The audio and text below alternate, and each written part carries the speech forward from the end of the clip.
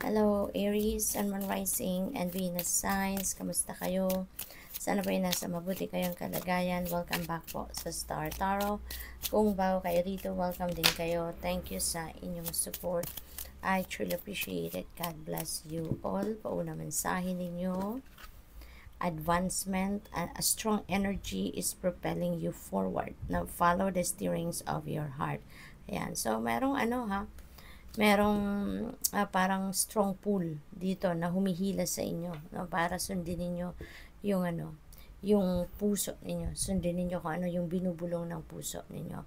Maaring meron ditong opportunities kasi for you to advance, for you to grow, no, for you to thrive, yung ganon. And meron kayong strong energy dito na nararamdaman ninyo na parang tinatawag kayo, no, na mag-move forward sa buhay, yung ganon. Kaya pansinin ninyo yon, no, Aries, kasi maaaring nararamdaman ninyo pero baka pinagdududahan ninyo, no, maaaring ganon.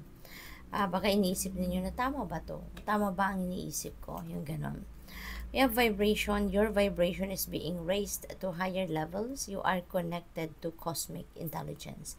Yan. So, your vibration is high. Maganda, no?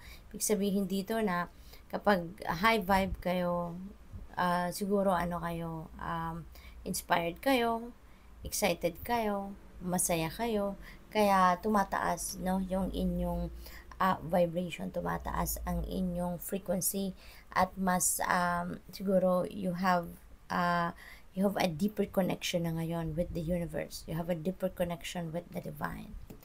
What else? We have abundance. Napakaganda naman. When your heart's intention is to serve humanity, doors of abundance naturally open. Ayan. So, merong pinto ng abundance, no?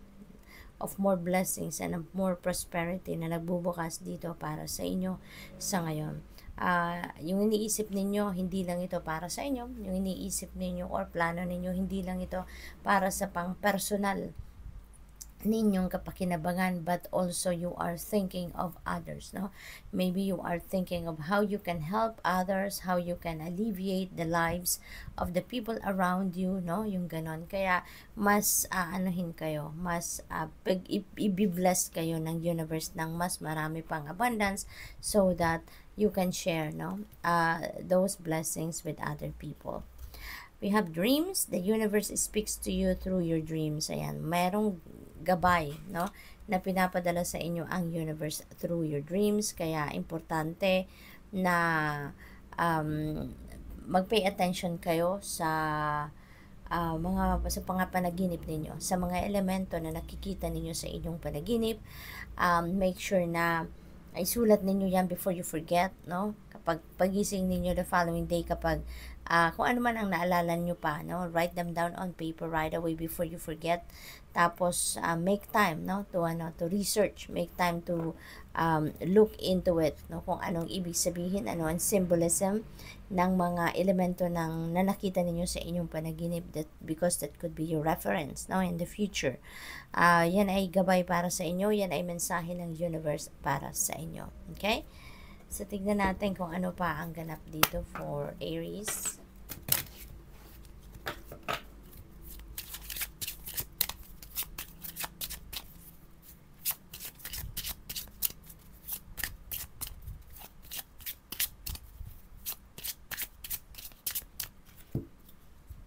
We have unexpected income. Wow. So, simula na ito, no, ng pag-receive ninyo ng abundance. You are receiving unexpected income. Ayan. So, hindi ninyo to inaasahan. Hindi ito parte ng inyong regular na trabaho, no, na pinagkakakitaan ninyo. So, this is really beautiful. Wow, we have gift. Merong regalo. Merong hindi pa natatapos ang ang gift giving, sa inyo. Meron pa rin kayong marireceive na regalo. This could be tangible, pwede rin naman at non-tangible, no? Maaaring this is a very precious gift kasi napakakinang ng box, no? Napakakinang ng kahon na pinaglalagyan ng regalong ito dito sa card. So this could be something na very precious sa inyo or very precious doon sa nagbibigay ng regalo sa inyo. kung maaring pera ito, maaring malaking amount ng pera, maaring um, something na merong sentimental value siguro, no? Kaya napaka-precious nito. Kung non-tangible gift naman ito, maaring these are opportunities, no? Or opportunity. And this could be a golden opportunity, no? Kaya napakakinang ng box na pinaglalagyan ng regalong ito. What else? We have coffin. This is number 19. And coffin resonates with endings and beginnings. Diba? Kapag merong nagtatapos, merong magsisimula.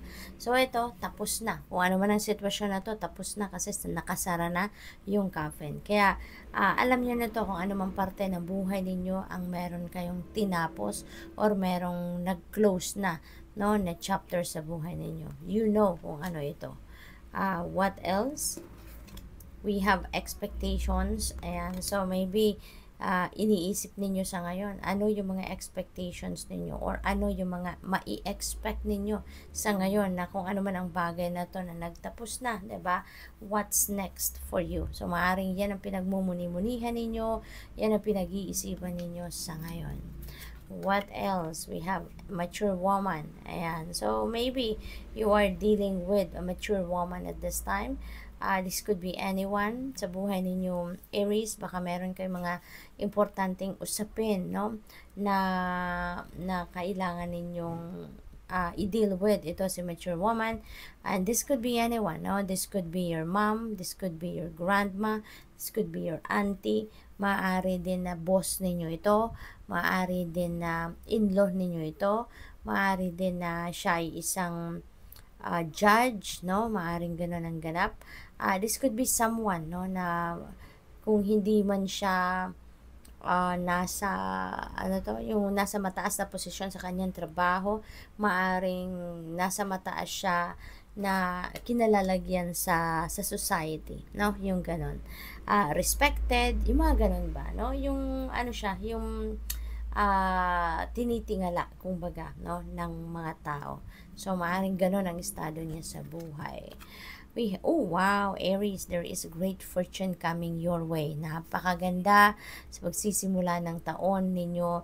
Merong great fortune na paparating. So, mababalot kayo ng swerte rito, lalo-lalo na pagdating sa pera. We have abundance. So, most likely talagang you're going to receive abundance of money, no? At hindi lang yan, maaaring this is abundance of anything and everything sa buhay ninyo. But definitely, you know, this is great fortune, no? Malaking, napakalaking swerte ang parating sa inyo. So, good luck. Thank you for watching. Love and light. Namaste.